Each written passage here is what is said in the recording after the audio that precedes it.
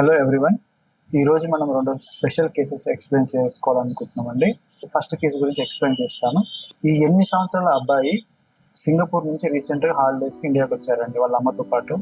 అయితే ఇక్కడికి వచ్చిన తర్వాత సడన్గా బిహేవియర్ చేంజెస్, సడన్గా క్రాంకినెస్ చాలా ఎక్కువైపోయిందంట. ఇక్కడ ఏంటంటే వాళ్ళు ఏమనుకుంటున్నారంటే ఎన్విరాన్మెంట్ షిఫ్ట్ అయింది, అందుకనే మా బాబు ఇట్లా తయారయ్యిండు, అగ్రెసివ్ బిహేవియర్ ఎన్విరాన్మెంట్ షిఫ్ట్ వల్ల వచ్చింది అనుకుంటారు.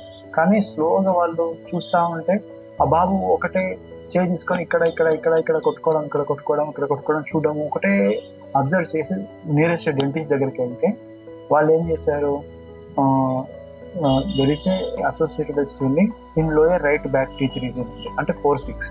సో ఆ డెంటిస్ట్ ఇమీడియట్గా నాకు రెఫర్ చేశారు. నేను ఒకసారి చూసిన తర్వాత ఈ పేషెంట్ని ఓరల్ కాన్సెడేషన్లో ట్రై చేశాను, కానీ అది అంత సెట్ అవ్వలేదు.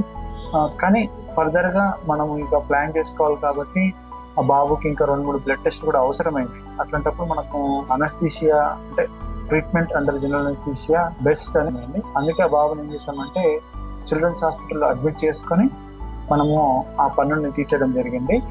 ఇది ఆ బెస్ట్ ట్రీట్మెంట్ అండి. ఈ ఆర్టిస్టిక్ చైల్డ్ వాళ్ళకి రూట్ కెనాల్స్ చేయడము అనేది అంత వర్కౌట్ కాలేదు.